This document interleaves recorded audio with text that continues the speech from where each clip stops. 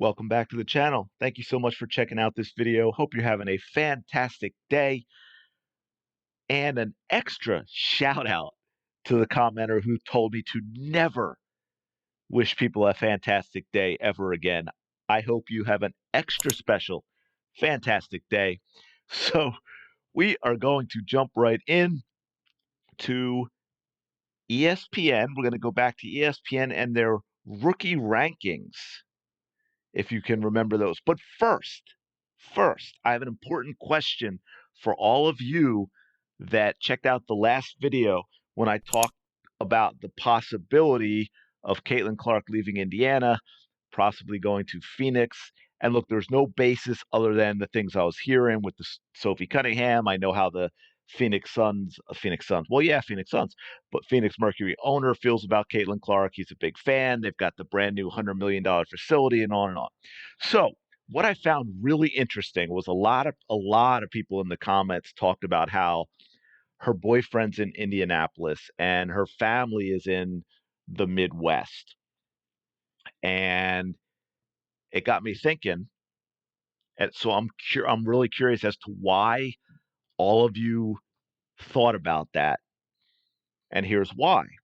Because I realized in my entire life as a diehard sports fan, follow basketball, baseball, hockey, soccer, football, never ever once on the men's side when you looked at where a player was going to be drafted or where a player was going to be traded to or where a player might sign in free agency. Never, ever, not once have I ever heard, well, they can't go there or they can't leave because of their girlfriend or because their parents are nearby. Never. And I'm just curious why. The only difference here is Caitlin Clark's a female. She's a woman. So I'm just curious. I mean, I'm not to judge. It just hit me. I said, oh, it's kind of actually fascinating because I've never ever heard that talked about before with regard to a professional male basketball player or football player, baseball, whatever it is. So if you are one of those commenters, or even if you just have thoughts, and I don't want to get into I don't want people to just start going crazy. I'm not asking. I'm asking out of pure curiosity, not to judge you or make it like a you know sexism thing or something. I'm just curious as to why that was thought of in this case, but I've never heard it on the other side. So anyway, let me know your thoughts in the comments below. Now let's dig in. Brief review for those of you that may not remember. ESPN has now come out with twice with their ranking WNBA's rookies by the same person, this wonderful Neil Payne. Was his first one back on June 6th, when it was already clear that, provided nothing drastic was going to happen, just based on what had happened so far, Caitlin Clark was the leader for Rookie of the Year, and that was how it was going to be. Just in the way we're seeing, again, provided nothing strange happens, A'ja Wilson's going to be the MVP, and that was already clear back here. But if you remember, Neil had to go through all this crazy stuff and use only wacko advanced stats where they blending three different metrics. Basketball References win shares and estimated wins added and player efficiency rating, which dramatically overvalues post players compared to guards, and wins generated via the simple player rating and a box score plus minus style stat, blah, blah, blah, blah, blah, blah. And you may recall, this was so over the top and crazy, and we can't even see it now because the article is now behind the paywall. Didn't used to be. But go check out my other video and you will see on this list, headed by Cameron Brink, number 6. Number 6 was Caitlin Clark. Number 6. Yes, she was, folks. Number 6. And then we had, well, this is how much crazy has been happening. I looked at this and I thought, wow, Neil did his update less than 2 weeks ago. It seems like forever ago that this was put here. But yes, he did do an update. And that update, again, going through all the crazy stuff, three different advanced value metrics with the win shares and blah, blah, blah, blah. And then, and wins generated via estimated Raptor. Um, yeah. So, oh, I'm sorry. It's tough to keep a straight face with all this crazy. But we had, again, and now this is behind a paywall too. And Angel Reese was, of course, number one.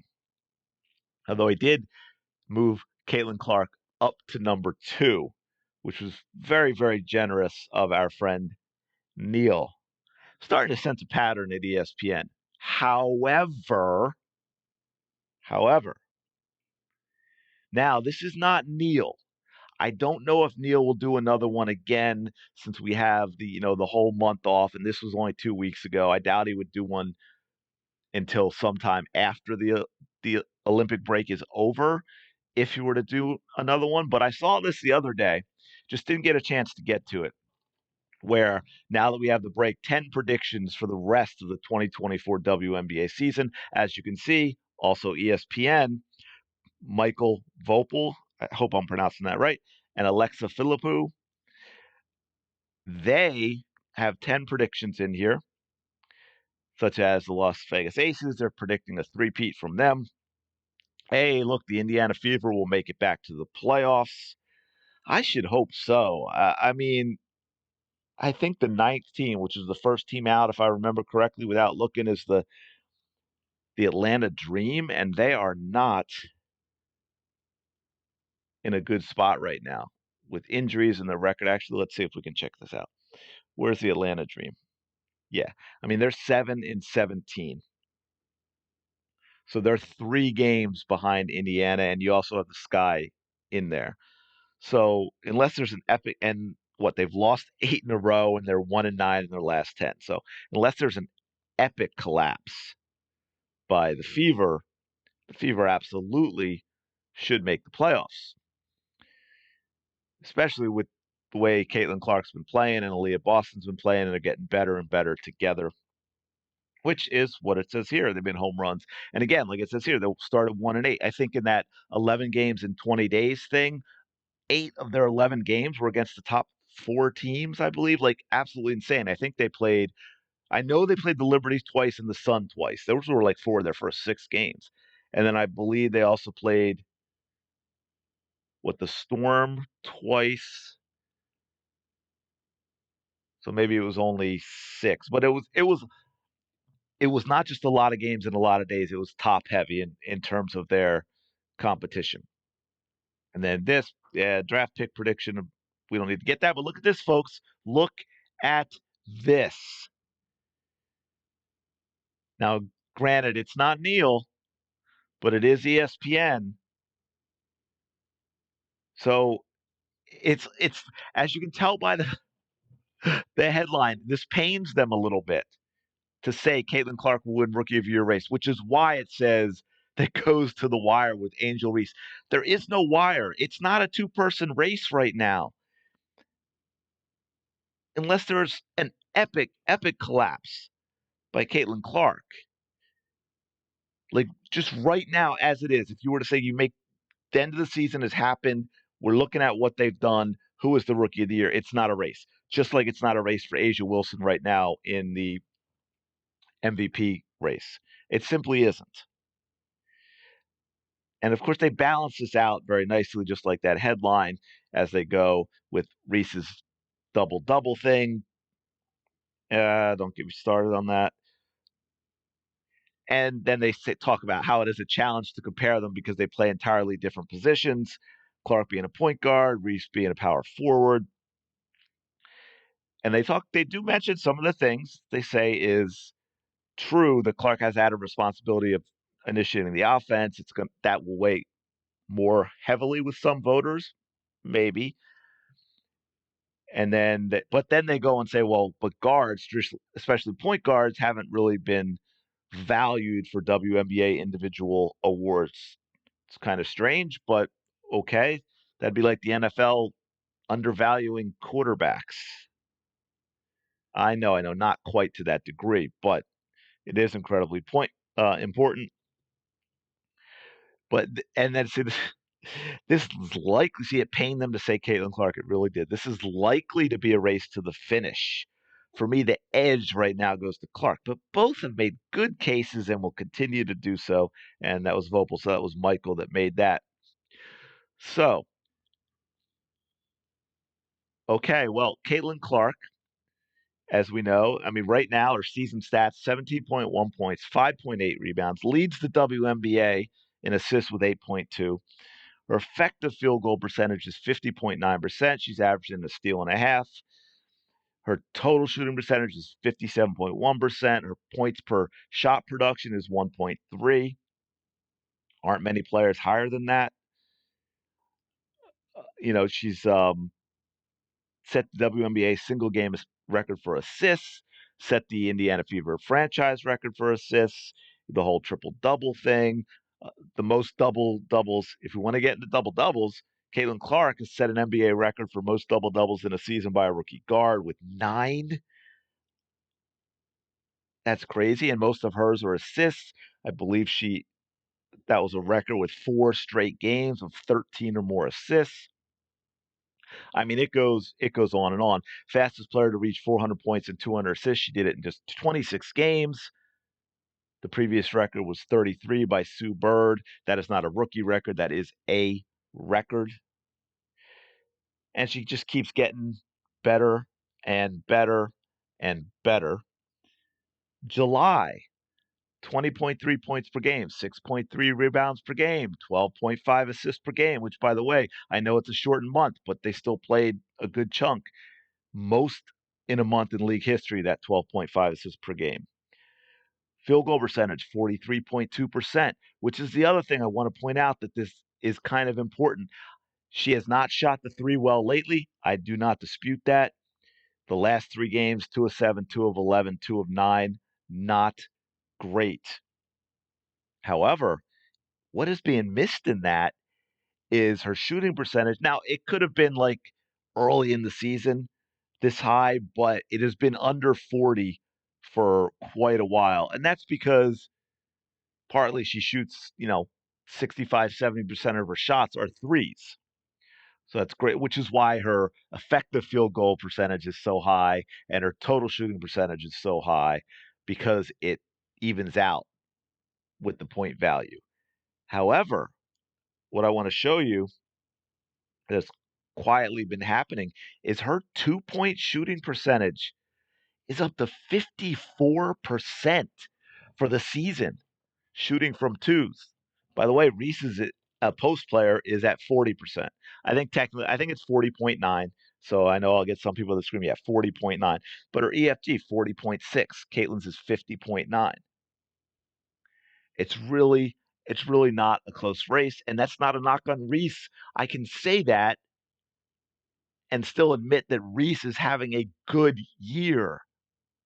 But I can also say that other players like Enescu, Brianna Stewart, they're having good years, and it doesn't take away from that when I say Asia Wilson is the clear front runner for MVP. Do you see what I'm saying?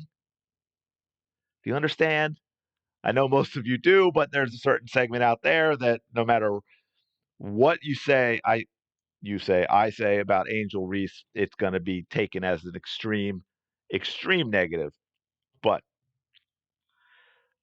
I'm I'm going to leave it there. Oh, I do want to show you. Well, should I show it to you now or put this in another video? I could probably do both because it's only a few seconds. But oh, don't start rolling on me. See, it redid it, so it's going to start playing. Yeah. Okay. So I did want to show you this just because it's ridiculous that the WNBA did not show this. This was Caitlin Clark's second bucket. The WNBA never showed it. They were showing, I can't remember if they were showing someone in the stands or they might have been showing a replay while Caitlin Clark scored her second and last bucket of the game, and they never did show it. And I think there's a reason they never did show it. Because for all of you who say she doesn't have handles, she's not quick enough, she's not explosive enough, she can't get her own shot, well, she absolutely torches Sabrina Ionescu. Watch this off the dribble. I mean, she just blows by her.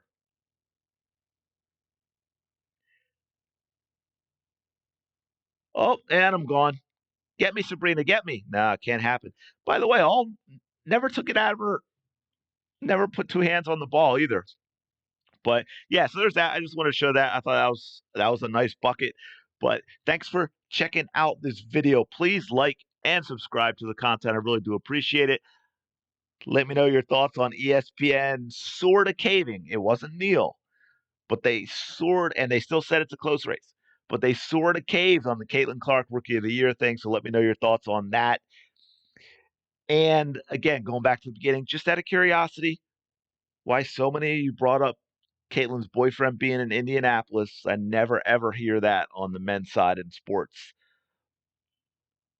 That's all I got. I will talk to you later.